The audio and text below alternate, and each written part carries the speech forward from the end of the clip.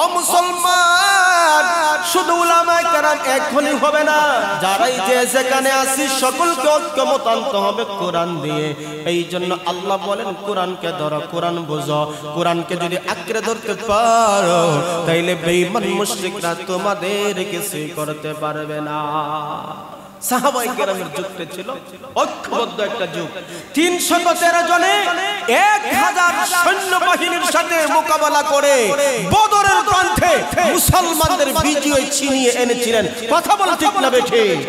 আজকে বিশ্বের মধ্যে 200 কোটির অধিক মুসলমান বসবাস করছে, আর ইহুদি তার চাইতে আরো 1000 গুণ কম। তাদের সাথে আমরা পারি না কেন? একটাই, সেটা হলো মুসলমান ঐক্যবদ্ধ নয়, আর বাতিল যারা আছে সকলে ঐক্যবদ্ধ। কথা বলেন ঠিক? আল্লাহ রাসূল সাল্লাল্লাহু আলাইহি ওয়াসাল্লাম ছোট্ট একটা হাদিস শরীফের মধ্যে বলেন, দীর্ঘ হাদিস আমি ছোট্ট করে বলি। নবীজি একদিন বললেন, সাহাবীরা শুনো, মুসলমানদের অবস্থা এমন হবে যেমন খরু কোটা নদীর স্রোতের মধ্যে ভাসিয়ে যায়। এইগুলা স্রোতে কোনো কিছু আটকাতে পারে না, ভাসিয়ে নিয়ে যায়। তারা দুর্বল, তারা দুর্বল। মুসলমানদের শক্তিও তার চাইতে আরো দুর্বল হবে। এবার সাহাবায়ে কেরাম প্রশ্ন করলেন, ইয়া রাসূলুল্লাহ, তাইলে সেই দিন মুসলমানের সংখ্যা কি কম হবে না বেশি হবে? আমার আপনার নবী সাহাবায়ে কেরামদেরকে বলবেন তাদের সংখ্যা হবে বেশি। সাহাবীরা বলল, ইয়া রাসূলুল্লাহ, সংখ্যা যদি বেশি হয় শক্তি টাকার তো বেশি। কথা বলেন ঠিক কিনা? নবী বললেন, শোনো, বেঈমান মুশরিকরা দস্তরখানা বিছাইয়া খাবার দিলে যেমন ভাবে মানুষ উপরে পড়ে খাওয়ার জন্য, ঠিক তদ্রূপভাবে বেঈমান মুশরিকরা চতুর্মুখী হারাম জিনিস তাদের সামনে সুন্দর করে তুলে দিবে। এই জন্য মুসলমানরা বেঈমান মুশরিকদের জাল পাতানো জালের মধ্যে তারা আটকে পড়ে যাবে। এই জন্য তাদের ঈমানটা দুর্বল হয়ে যাবে। আজকে ডানে বামে সামনে তাকায়া দেখেন না, বেঈমান মুশরিকরা চতুর্ভাবে হারাম জিনিসগুলার ওপেন করে দিয়েছে। এই জালের মধ্যে মুসলমানরা আটকে পড়ে আছে। শুধু তাই না, আল্লাহর নবী আরো বলেন, শুনো, সৈন্য সংখ্যা বেশি থাকবে কিন্তু দুইটা জিনিস তাদের মধ্যে অভাব দেখা দিবে। এক নম্বর হইল হুব্বুদ দুনিয়া, দুনিয়ার মোহাব্বত। দুই নম্বর হলো ওয়াকারাহিয়াতুল মাউত, মুসলমানদের মরণের ভয় তার অন্তর থেকে সরে যাবে। এবার ইন্না আউয়ালা বাইতিন ওয়াদিআ লিন-নাস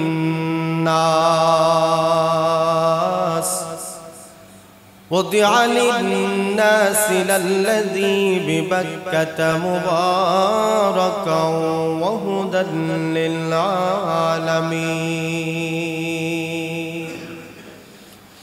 আল্লাহ পাক রব্বুল আলামিন বলেন, নিশ্চয়ই পৃথিবীতে সর্বপ্রথম ঘর যা নির্মিত হয়েছে। কেন আল্লাহ নির্মাণ করলেন? কেন আল্লাহ বানাইলেন? আল্লাহ পাক রব্বুল আলামিন বলেন, লিন্নাস, মানুষের জন্য আল্লাহ পাক রব্বুল আলামিন বানাইছেন। এই ঘরটা কোথায় অবস্থিত? আল্লাহ পাক রব্বুল আলামিন বলেন, লাল্লাযী বিবাক্কাতা মুবারাকা। আল্লাহ পাক রব্বুল আলামিন বলেন, এটা বাক্কায় অর্থাৎ মক্কায় অবস্থিত। এই ঘর সম্পর্কে আল্লাহ বলেন মুবারাকা, বরকতপূর্ণ একটি ঘর। এই বরকতপূর্ণ ঘর সম্পর্কে আল্লাহ বলেন, সমগ্র বিশ্ববাসীর জন্য আমার আল্লাহ পথ প্রদর্শক রেখেছে। এই জন্য পৃথিবীতে সর্বপ্রথম যে ঘরটা নির্মাণ হয়েছে সেটা হলো মক্কা, কাবা ঘর। কেন আল্লাহ বানাইছেন? থাকার জন্য। কেন আল্লাহ বানাইছেন? আরাম আয়েশের জন্য। আল্লাহ বলেন না, আমি আল্লাহ মক্কা কেন বানাইলাম, কাবা ঘর কেন বানাইলাম?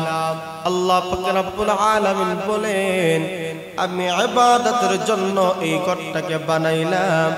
আমি এই ঘরটাকে তাওয়াফকারীর জন্য বানাইলাম। এই ঘরটাকে ইতিকাফ করার জন্য আমি আল্লাহ বানাইলাম। পৃথিবীতে যত ঘর আমরা দেখি 20 তালা 30 তালা 40 তালা সুন্দর সুন্দর অট্টালিকা আছে, সুন্দর সুন্দর বালাখানা আছে। আল্লাহ বলেন না না না, এই সুন্দর সুন্দর অট্টালিকা, সুন্দর সুন্দর টাওয়ার, এই ঘরগুলো বাইতুল্লাহর সাথে কখনোই তুলনা করা যায় না। এই জন্য বাইতুল্লাহ আল্লাহ বানাইছেন। এক নম্বর হইল পৃথিবীতে সর্বপ্রথম ঘর বাইতুল্লাহ আল্লাহ পাক রব্বুল আলামিন বানাইছেন মানুষের হেদায়েতের জন্য, বিশ্ববাসীর জন্য পথ প্রদর্শক। এই ঘরটা বানাইছেন ইবাদতের জন্য। ইনাতুম মাকাম ইব্রাহিম, আল্লাহ বলেন এই ঘরের মধ্যে রয়েছে অনেক নিদর্শন, অনেক নিদর্শন এই ঘরের মধ্যে রেখেছি। আল্লাহ তাআলা আরো বলেন এই ঘরের মধ্যে মাকামে ইব্রাহিম রয়েছে, যে ইব্রাহিম আলাইহিস সালাতু ওয়াস সালাম ওনার পুত্র ইসমাইলকে সঙ্গে নিয়ে এই ঘরটা নির্মাণ করেছিলেন। বাপ পুত্রের অনেক নিদর্শন আল্লাহ তাআলা চিহ্ন হিসেবে রেখেছে। তাইলে পৃথিবীতে একটাই ঘর মানব জাতি বিশ্ববাসীর জন্য পথ প্রদর্শক হিসাবে আল্লাহ বানাইছেন। এই বাইতুল্লাহর এত মর্যাদা, বাইতুল্লাহর এত দাম, বাইতুল্লাহ এত সম্মান, সর্বপ্রথম ফেরেশতারা এই ঘর নির্মাণ করেছে। এরপর হযরত আদম আলাইহিস সালাতু ওয়াস সালাম এই ঘর নির্মাণ করেছেন।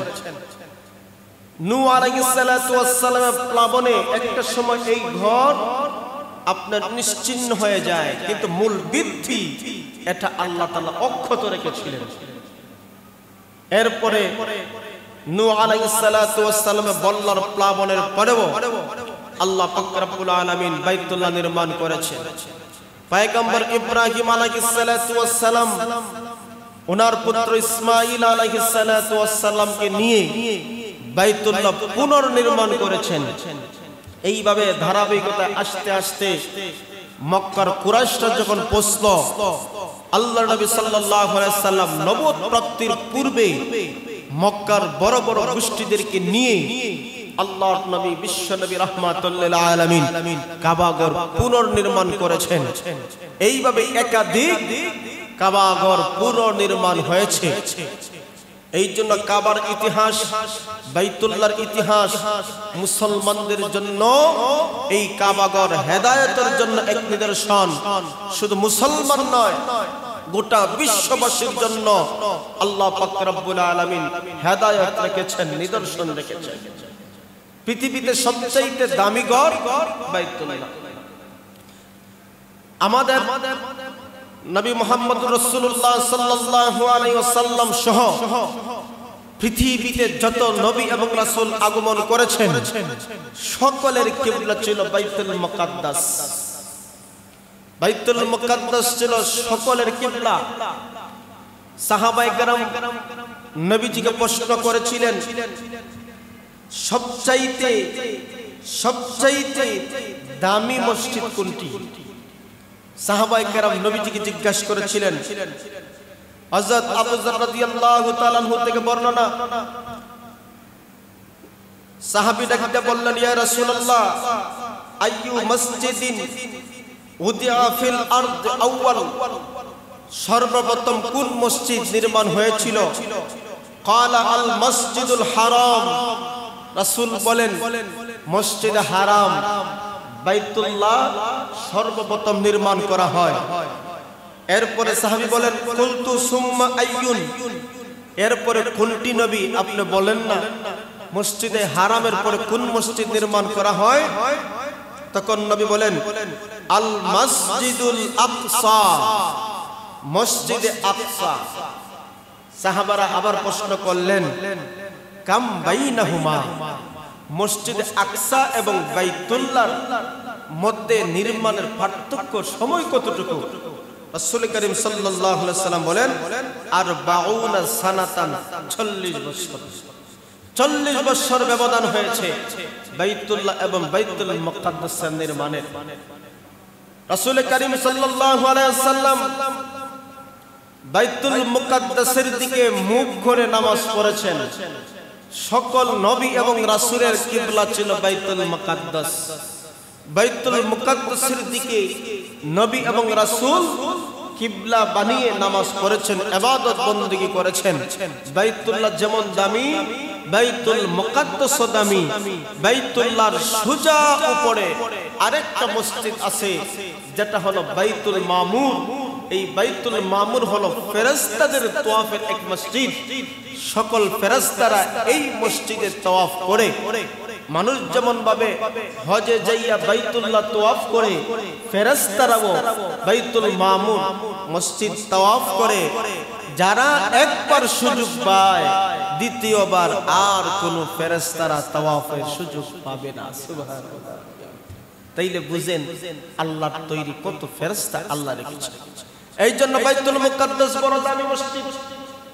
সকল নবীদের কেন্দ্রবিন্দু, সকল নবীগণ এখানে এসেছিলেন, যার কথা আল্লাহ পবিত্র কালামুল্লাহ শরীফে বলেছেন, সুবহানাল্লাযী আসরা বিআবদিহি লাইলাম মিনাল মাসজিদিল হারাম মিনাল মাসজিদিল হারাম ইলাল মাসজিদিল আকসাল্লাযী বারাকনা হাওলাহু লিনুরিয়াহু মিন আয়াতিনা।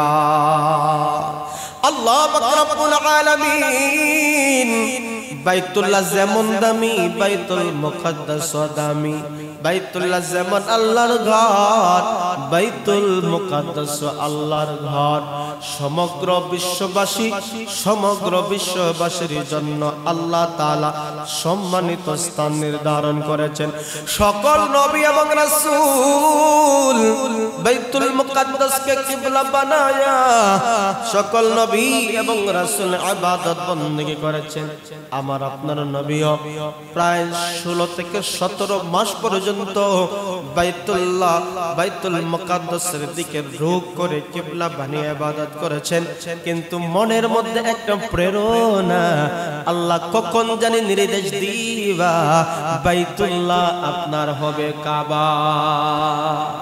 কোরআনে পাকের মধ্যে উল্লেখ আছে, আল্লাহ পাক রব্বুল আলামিন নবীকে জানিয়ে দিয়েছেন, পয়গম্বর সাময়িক সময়ের জন্য আপনাকে বাইতুল মুকাদ্দাসে রুখ করে কিবলা বানায় দিলাম। যেহেতু সকল নবীদের কিবলা বাইতুল মুকাদ্দাস আপনার জন্য কিবলা, তবে আপনি শুনে রাখেন বাইতুল্লাহর দিকে এক সময় আপনি রুখ করে কিবলা বানায়া ইবাদত করবেন। আমি আল্লাহ সময়টা উল্লেখ করি নাই, একটা সময় আপনার কিবলা হবে বাইতুল্লাহ। আল্লাহর নবী বায়ার নবী নামাজ পড়েন, তারপর মনের ভিতরে একটা প্রেরণা, কখন জানি আল্লাহর ঘর বাইতুল্লাহ দিকে মুখ করে নামাজ পড়ব, আল্লাহ নির্দেশ দিবেন। একদিন আল্লাহর নবী মায়ার নবী নামাজ পড়েন, সাথে সাথে নামাজের ভিতরে কোরআনের আয়াত নাযিল হইল। পয়গম্বর বাইতুল মুকাদ্দাস কিবলা করে নামাজ শুরু করেছেন। নামাজের ভিতরে এখন কিবলা বানাও বাইতুল্লাহ আমি নির্দেশ দিলাম। সবটা ঘড়ি দামি, আল্লাহর ঘর সবটাই দামি। এই জন্য বাইতুল মুকাদ্দাস আল্লাহ পাক এটা এত সম্মানিত করেছেন, এত বরকতময় রেখেছেন। কোরআনে পাকে উল্লেখ আছে, আল্লাহ নিজেই উল্লেখ করে দিয়েছেন, আল্লাযী বারাকনা হাওলাহু লিনুরিয়াহু মিন আয়াতিনা। বাইতুল মুকাদ্দাসের চতুর্পার্শ্ব আল্লাহ তাআলা বরকত পূর্ণ করে রেখেছেন। চতুর্পার্শ্বে শুধু বরকত আর বরকত।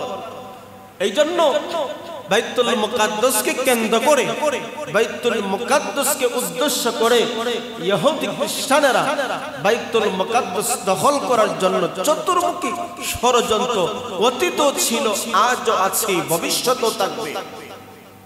আজকে বিশ্বের চতুর্দিকে তাকায়া দেখেন, মাজলুম যারা পৃথিবীতে সবচেয়ে বেশি নিরহ এবং মাজলুম হচ্ছে মুসলমান। বিশ্ববাসীর দিকে তাকায় দেখেন, মুসলমান হচ্ছে সবচেয়ে মাজলুম। আমরা ঈমান আনার কারণেই নাকি তাদের আর চোখের বলি হইতে হইছে। মুসলমান নাম শুনলেই তারা কপাল কুঁচকিরা ফেলে, কথা বলে ঠিক কি না? আজকে বিশ্বের ভিতরে আজকে তাকায়া দেখেন, ফিলিস্তিনের মুসলমান, গাজার মুসলমান, রাফার মুসলমানের ইতিহাস দেখেন। কারণ বাইতুল মুকাদ্দাস ছিল সকল নবীদের কিবলা, সকল নবীদের কিবলা, সকল নবীদের কিবলা ছিল বাইতুল মুকাদ্দাস। এবার বুঝতে হবে আমাদেরকে, তাহলে বাইতুল মুকাদ্দাস কার দখলে থাকবে, হকদার কারা? যাকে কেন্দ্র করে আজকে বিশ্বের সকল পরাশক্তি এই দেশকে দখল করার জন্য, এই দেশকে নেওয়ার জন্য উত পেতে আছে। আজকে ফিলিস্তিনের অবস্থা দেখে, ফিলিস্তিনের সম্পর্কে কোরআনে বলা হয়েছে আল্লাযী বারাকনা হাওলাহু, তার আশেপাশে যা কিছু আছে আল্লাহ বরকত দিয়ে দিয়েছে। এতটা বরকত দিয়েছে, এটা অফুরন্ত বরকত। আজকে ফিলিস্তিনের মুসলমানরা স্বাধীনভাবে নামাজ পড়তে পারতেছে, ফিলিস্তিনের মুসলমানরা স্বাধীনভাবে চলতে পারতেছে না। নামাজ পড়বো কেমনে, রোজা রাখবো কেমনে, ঈদ করবো কেমনে? তাদের অবস্থা দেখেন। ফিলিস্তিন, আল্লাহ রাসূল সাল্লাল্লাহু আলাইহি ওয়াসাল্লাম বলেন, একটা সময় এই ফিলিস্তিন মুসলমানদের হাতে চলে আসবে। শুধু তাই না, ফিলিস্তিন সম্পর্কে রাসূল আরো হাদিস শরীফে বলেন, কিয়ামতের কঠিন ময়দান, হাসর নাসর যেই জায়গা থেকে শুরু হবে সেটা হলো সেই ফিলিস্তিন, জেরুজালেম থেকে। এখানে হবে হাসরের মাঠ, এখান থেকে শুরু হবে হাসরের বিচার কার্য দিবস, এখানে হবে হাসরের নসরের সবকিছু কেন্দ্রবিন্দু। আজকে এই ফিলিস্তিনকে ইহুদিরা দখল করার জন্য কত জুলুম করছে।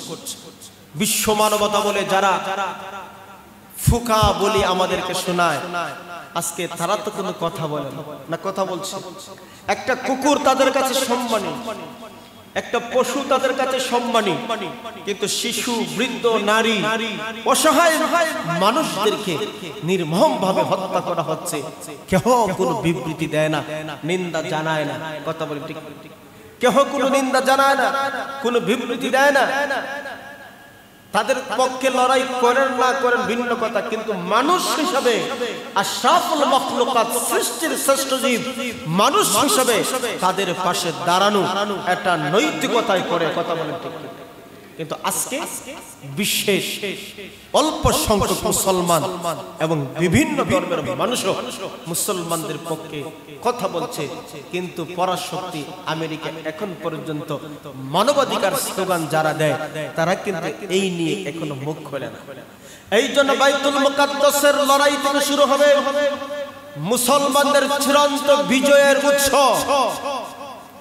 আমরা মুসলমান, যদিও ঈমান দুর্বল, আমল দুর্বল, শুনে রেখো, এখান থেকে শুরু হবে মুসলমানদের বিজয়ের উৎসব। দিক দিগন্তে মুসলমানরা বিজয় ছিনিয়ে এনেছিল। আজকে মুসলমানরা যদিও পরাজয় দেখতে দেখা যায়, কিন্তু মুসলমানরা পরাজয় নয়। অবশ্যই আল্লাহর ওয়াদা সত্য, আমার রাসূলের ওয়াদা সত্য। মুসলমানদের আবার তামাম বিশ্ব শাসন করবে, মুসলমানদের হাতে আসবে। আল্লাহ এবং রাসূল ওয়াদা মিথ্যা হতে পারে না, কথা বলেন ঠিক কিনা? এই জন্য বিশ্ব মুসলমান আমাদের করণীয় আছে, আমাদের করণীয় আছে, আমাদের বর্জনীয় আছে। আমরা মুসলমান তো হয়েছি, নামে মুসলমান, কৃত কাজকর্মে আমাদের আলামত পাওয়া যায় না। ঈমানের পাওয়ার নাই, ঈমানের শক্তি নাই, ঈমানি চেতনা মুসলমানের ভিতরে নাই। এই জন্য আল্লাহ নবী, মায়ার নবী বলেন, বাইতুল্লাহ যেমন দামি, বাইতুল মুকাদ্দাস তেমন দামি, মসজিদে নববী আর দামি। আল্লাহ নবী, মায়ার নবী বলেন, তিনটা মসজিদ আপনি জিয়ারতের জন্য বের হতে পারবা। পৃথিবীতে তিনটা মসজিদ জিয়ারতের জন্য বের হতে পারবা।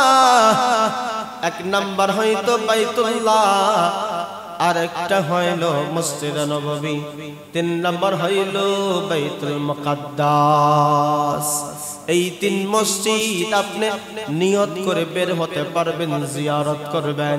পৃথিবীতে আর যত জায়গা আছে শরীয়তে নিয়ত করে বের হওয়ার জন্য অনুমোদন দেয় না। এই 3টা মসজিদ জিয়ারতের জন্য অনুমোদন আছে। বাইতুল্লাহ তাওয়াফের জন্য নিয়ত করে বের হতে পারবেন। মসজিদে নববী আপনি জিয়ারতের উদ্দেশ্যে, নবীজির রওজা শরীফ জিয়ারতের উদ্দেশ্যে বের হতে পারবেন। বাইতুল মুকাদ্দাস জিয়ারতের জন্য নিয়ত করে বের হতে পারবেন। আর পৃথিবীতে যত মসজিদ আছে, যত মাজার আছে, যত ওলি আউলিয়ার মাজার আছে, এই মাজারগুলো ঘর থেকেই নিয়ত করে আজকে আমি শাহজালাল রাহমাতুল্লাহি আলাইহির মাজার জিয়ারত করব, এই উদ্দেশ্যে বের হওয়া যাবে না। অনুমোদন নাই শরীয়তে। কিন্তু আপনি শাহজালাল, শাহপরান আর ওলিয়া উলিয়ার মাজার দিয়ে যাচ্ছেন, যাওয়ার পথে পড়ছে নাইমা জিয়ারত করতে পারবেন, অসুবিধা নাই। অন্য কোনো কাজে বিভিন্ন জায়গায় গেছেন, গিয়া দেখছেন মাজার আছে, ওলি আউলিয়াদের কবর আছে, আপনি ওই সময় দাঁড়ায়া আপনি জিয়ারত করতে পারবেন। কিন্তু নিয়ত কইরা আপনি শাহজালাল, শাহপরান, ওই চিটাগাং বড় বড় ওলি আউলিয়ার মাজার আপনি নিয়ত গিরা বের হয়েছে, কোনো কাজ নাই। শুধুমাত্র মুখ্য উদ্দেশ্য ওই মাজারই জিয়ারত করা, শরীয়তে অনুমোদন দেয় নাই। শুধু 3টা মসজিদ অনুমোদন দিয়েছে। রাসূল বলেন, লা তুশাদ্দু রিহাল ইল্লা ইলা সালাসাতি মাসাজিদ। রাসূল বলেন 3টা মসজিদ। 1 নম্বর হলো আল মসজিদুল হারাম, মসজিদে হারামে জিয়ারতের জন্য, সফরের জন্য বের হতে পারবা। ওয়া মসজিদুর রাসূলিল্লাহি সাল্লাল্লাহু আলাইহি ওয়াসাল্লাম। দ্বিতীয় হলো মসজিদে নববী, মসজিদে নববী সফর নিয়তের জন্য, জিয়ারতের জন্য বের হতে পারবেন। 3 নম্বর হলো ওয়া মসজিদুল আকসা, 3 নম্বর হলো মসজিদে আকসা, আপনি জিয়ারত করে উদ্দেশ্য করে বের হতে পারবেন। এর দ্বারা বাইতুল্লাহ যেমন সম্মান, বাইতুল মুকাদ্দাসের সম্মান, মসজিদে নববীর সম্মান। এই জন্য মুসলমান আজকে দিকে দিকে আমরা দুর্বল হয়েছি। আজকে মুসলমানরা ঈমান দুর্বল হয়ে গেল, মুসলমানদের আমল দুর্বল হয়ে গেল, যার কারণে বেঈমান মুশরিকরা মুসলমানদের ঐতিহ্য নিয়ে টানা হেঁচড়া করে। আমরা যদি ঠিক থাকতাম সাহস পাইতো না। আমরা মুসলমানরাই করি। আরব বিশ্ব মুসলিম কোনো কথা বলছে, এখন তো নিউজ খবর প্রত্যেকের হাতে হাতে, কোনো নিউজ তো হয় নাই। যেইভাবে পর্যাপ্ত পরিমাণ মুসলমান নাই হোক, আজকে যদি অমুসলিমের উপর আক্রমণ হইতো, মানবতা বলে মুসলমান অমুসলিম যে কোনো ধর্মের হোক তাদের পাশে দাঁড়ানো। কারণ সে সকল মাখলুকাত মানুষ, সৃষ্টির শ্রেষ্ঠ জীব, তার পাশে দাঁড়ানো। লড়াই হয়, দাঙ্গা হয়, ফিতনা হয়, ফাসাদ হয়, এই জন্য কি মানুষ সাইরা দেয়? 2 গ্রামে ঝগড়া লাগে, মার লাগে, এই জন্য কি মানুষ সাইরা দেয় তোমরা সব মইরা যাও? না না, মধ্যস্থতায় মানুষ যায়, গিয়া তাদেরকে আপনার সালিশের মাধ্যমে শেষ করার চেষ্টা করে। করে কি করে না? কিন্তু আজকে ফিলিস্তিন এত দামি জায়গা, এত বরকতময় জায়গা, এত সম্মানিত জায়গা, এখানের মুসলমানরা আজকে নির্যাতিত হয়ে শহীদ হচ্ছে, নামাজরত অবস্থায় শহীদ হচ্ছে, ঘুমন্ত অবস্থায় শহীদ হচ্ছে, চিকিৎসারত অবস্থায় শহীদ হচ্ছে। আমরা মুসলমান নাই কথা বলি না, আমরা মুসলমান নাই কথা বলি না। এই জন্য আমাদের শক্তি কম। আমরা মুসলমান আছি দ্বন্দ্ব নিয়ে, আমরা মুসলমান আছি আপনার নিজে নিজে একজনের সাথে খুশাখুশি করে আমরা মুসলমান বিভিন্ন দলে বিভক্ত হয়ে গেছি। এই জন্য আমাদের শক্তি নাই। অথচ আল্লাহ বলেন ওয়াতাসিমু বিহাবলিল্লাহি জামিআন ওয়া লা তাফাররাকু। অথচ আল্লাহ বলছেন তোমরা একমাত্রই আমার রশ্মি কোরআনকে মজবুত করে ধরো, কোরআন থেকে পৃথক হইও না। যদি সকল মুসলমান ঐক্যবদ্ধ হতে হয় আল্লাহর কোরআন ছাড়া আর কোন বিষয় দিয়ে ঐক্যবদ্ধ হওয়ার সুযোগ নাই, সুযোগ নাই। কথা বলেন ঠিক না? আপনি একটা বলবেন আমার ভালো লাগে না, মানবেন না। আপনি একটা বলবেন, আমি একটা বলবো, আপনার ভালো লাগবে না, মানবেন না। তাইলে ঐক্য হইব? এক দলে বলে 5টা পরামর্শ দিলাম, আরেক দলে বলে 10টা পরামর্শ দিলাম, কেউ 3টা মানে, কেউ 4টা মানে, দেখা যায় উভয় দল একমত হয় না। আল্লাহ বলেন পৃথিবীতে ঐক্য যদি করতে হয়, তোমাদের ব্যক্তিগত মত দিয়ে, তোমাদের ব্যক্তিগত সলিউশন দিয়ে ঐক্যমত গ্রহণ করতে পারবে না। ঐক্যমতের জন্য হাতিয়ার হিসেবে আমি আল্লাহ দিলাম আমার কোরআন। তোমরা মজবুত করে ধরো, সকল বিভ্রান্তি ভুল ত্রুটি দূর হয়ে যাবে, সকল মুসলমান ঐক্য হয়ে যাবে। কথা বলে ঠিক কিনা? আজকে মুসলমান আমরা কত দলে বিভক্ত হয়ে গেছি, কত দলে বিভক্ত হয়ে গেছি, হিসাব আছে। উলামায়ে কেরামের মধ্যে যত দল আপনি গইনে শেষ করতে পারবেন না, আর পাবলিকের মাঝে যত দল ক্যালকুলেটরে মিস যাইবে। কথা কোন দিয়ে দিলি সমান। আপনারা বলেন হুজুর আপনারা তো এক হইতে পারেন না, আমরা যদি প্রশ্ন করি আপনারা তো পারেন না। কথা কোন বলেন হুজুর আপনারা তো পারেন না, আমরা বলি আপনারা তো পারেন না। তাইলে বোঝা গেল আমরা আপনার সকলে মিলে ধরতে হবে কোরআন। কথা কোন কোরআন ধরছি, কোরআন বুঝি, কোরআনে আমরা ফলো করি, কিন্তু আল্লাহ যেইভাবে বলছে এইভাবে আমরা করি না। বিচ্ছিন্নভাবে হলে আপনার সম্ভব না, সম্ভব না। বিচ্ছিন্নভাবে কোনো কিছু করা যায় না। আমরা ছোটকালে বইয়ের মধ্যে পড়েছিলাম, তার 5টা ছেলে, কয়টা ছেলে? 5টা। কয়েকটা সিংলা দিছে বাঁশ, ছোট ছোট সিংলাই তো বললেন না, কি বলেন আপনারা? কয়েকটা আটি আইনা দিছে ছেলের হাতে, বলো বাবা ভাঙো তো। একজনে দিল, ভাঙতে পারে না। 4-5টা ভাঙতে পারে না একসাথে। যখন আলাদা আলাদা করে দিল তখন বলো ভাঙো, এখন দেখা যায় সহজে ভেঙে। তখন বাবা বলল সন্তান আমার, একসাথে দিলাম ভাঙতে পারলা না কেন? বলল বাবা একসাথে কয়েকটা টাকার কারণে শক্তি দিয়েছি, ভাঙা যায় না, কারণ জমা হয়ে গেছে একসাথে, এই জন্য ভাঙতে পারলাম না। কিন্তু আপনি যখন আলাদা আলাদা করে দিলেন তখন এক একটাকে মুসুর দিদি ভাঙা যায়। তাইলে বোঝা গেল ঐক্য থাকলে ভাঙা যায় না, আর পৃথক পৃথক হইলে ভাঙা যায়। কথা বলেন ঠিক কিনা? এই জন্য আল্লাহ বলেন তোমরা সকলে কালিমার দাবি মানো, তোমরা সকলে কোরআন মানো, কিন্তু তুমি একভাবে চলো, আরেকজন কোরআন মানো, আরেক দল নিয়ে চলো। এইভাবে দলে বিভক্ত হয়ে গেল মুসলমান, তোমরা ঐক্য গ্রহণ করতে পারবা না।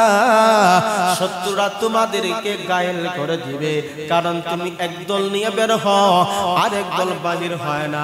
এই জন্য তারা বুঝবে তারা তো বিভিন্ন দলে বিভক্ত, বিভিন্ন দলে বিভক্ত হওয়ার কারণে এই জন্য তোমাদেরকে ভাঙা সহজ হয়ে যাবে।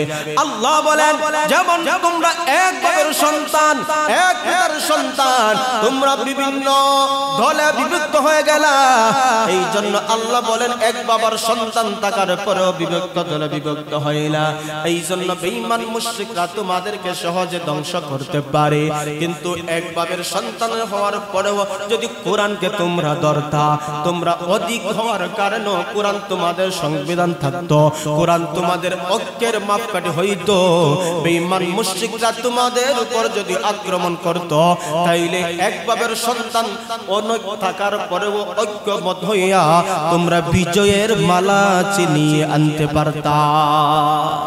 আজকে দেখেন আমাদের দেশেই দেখেন কত দলে বিভক্ত হয়ে গেলাম। ও মুসলমান, শুধু উলামায়ে কেরাম এক হলেই হবে না, শুধু মুসলমানরা বিভিন্ন দলে বিভক্ত থাকলে হবে না। যারাই যে যেখানে আছি সকলকে ঐক্যমত আনতে হবে কোরআন দিয়ে। এই জন্য আল্লাহ বলেন কোরআনকে ধরো, কোরআন বুঝো। কোরআনকে যদি আঁকড়ে ধরতে পারো তাইলে বেঈমান মুশরিকরা তোমাদের কিছুই করতে পারবে না। সাহাবায়ে কেরামের যুগে কি এত দল উপদল ছিল? কথা বল ছিল? ছিল না। সাহাবায়ে কেরামের যুগটা ছিল ঐক্যবদ্ধ একটা যুগ। 313 জনে 1000 সৈন্যবাহিনীর সাথে মোকাবেলা করে বদরের প্রান্তে মুসলমানদের বিজয় ছিনিয়ে এনেছিলেন। কথা বল ঠিক না বেঠে? আজকে বিশ্বের মধ্যে 200 কোটির অধিক মুসলমান বসবাস করছে, আর ইহুদি তার চাইতে আরো 1000 গুণ কম। তাদের সাথে আমরা পারি না কেন? একটাই, সেটা হলো মুসলমান ঐক্যবদ্ধ নয়, আর বাতিল যারা আছে সকলে ঐক্যবদ্ধ। কথা বলেন ঠিক? আমরা বিভক্ত হয়ে গেছি। এই জন্য মুসলমান অবশ্যই কোরআন ধরতে হবে। তো বাইতুল মুকাদ্দাসের কথা বলছিলাম, বাইতুল মুকাদ্দাস দামি, বাইতুল মুকাদ্দাস সম্মানী, যেখানে হাদিস শরীফের মধ্যে পাওয়া যায় এই বাইতুল মুকাদ্দাস থেকেই শুরু হবে আপনার কিয়ামতের সূচনা। তাহলে বোঝা গেল বেঈমানদের হাতে আজকে সব চলে গেছে, আমাদের কাছে কোনো কিছু নাই, আমাদের হাতে কোনো পাওয়ার নাই, আমাদের হাতে কোনো শক্তি নাই। আল্লাহ রাসূল সাল্লাল্লাহু আলাইহি ওয়াসাল্লাম ছোট্ট একটা হাদিস শরীফের মধ্যে বলেন, দীর্ঘ হাদিস আমি ছোট্ট করে বলি। নবীজি একদিন বললেন, সাহাবীরা শুনো, মুসলমানদের অবস্থা এমন হবে, এমন হবে যেমন গরু কোটা নদীর স্রোতের মধ্যে ভাসিয়ে যায়, এইগুলা স্রোতে কোনো কিছু আটকাতে পারে না, ভাসিয়ে নিয়ে যায়। তারা দুর্বল, তারা দুর্বল, মুসলমানদের শক্তিও তার চাইতে আরো দুর্বল হবে। এবার সাহাবায়ে কেরাম প্রশ্ন করলেন, ইয়া রাসূলুল্লাহ, তাইলে সেই দিন মুসলমানের সংখ্যা কি কম হবে না বেশি হবে? আমার আপনার নবী সাহাবায়ে কেরামদেরকে বলবেন তাদের সংখ্যা হবে বেশি। সাহাবীরা বলল, ইয়া রাসূলুল্লাহ, সংখ্যা যদি বেশি হয় শক্তি টাকার তো বেশি, কথা বলেন ঠিক কিনা? নবী বললেন, শোনো, বেঈমান মুশরিকরা দস্তরখানা বিছাইয়া খাবার দিলে যেমন ভাবে মানুষ উপরে পড়ে খাওয়ার জন্য, ঠিক তদ্রূপভাবে বেঈমান মুশরিকরা চতুর্মুখী হারাম জিনিস তাদের সামনে সুন্দর করে তুলে দিবে। এই জন্য মুসলমানরা বেঈমান মুশরিকদের জাল পাতানো জালের মধ্যে তারা আটকে পড়ে যাবে, এই জন্য তাদের ঈমানটা দুর্বল হয়ে যাবে। আজকে ডানে বামে সামনে তাকায়া দেখেন না, বেঈমান মুশরিকরা চতুর্ভাবে হারাম জিনিসগুলার ওপেন করে দিয়েছে, এই জালের মধ্যে মুসলমানরা আটকে পড়ে আছে। শুধু তাই না, আল্লাহর নবী আরো বলেন, শুনো, সৈন্য সংখ্যা বেশি থাকবে কিন্তু দুইটা জিনিস তাদের মধ্যে অভাব দেখা দিবে। এক নম্বর হইল হুব্বুদ দুনিয়া, দুনিয়ার মোহাব্বত। দুই নম্বর হলো ওয়াকারাহিয়াতুল মাউত, মুসলমানদের মরণের ভয় তার অন্তর থেকে সরে যাবে।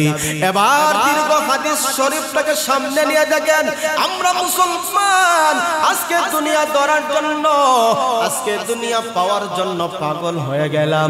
নামাজের সাথে সম্পর্ক নাই, রোজার সাথে সম্পর্ক নাই, হজের সাথে সম্পর্ক নাই, যাকাতের সাথে সম্পর্ক নাই, নৈতিকতার সাথে সম্পর্ক নাই। আমি কেমনে সব থেকে বড় হব, দুনিয়া কিভাবে আমার পায়ের নিচে চলে আসবে, এটাই উদ্দেশ্য। দুই নম্বর রাসূল বলেন, মুসলমানের অন্তর থেকে মৃত্যুর ভয়টা চলে যাবে।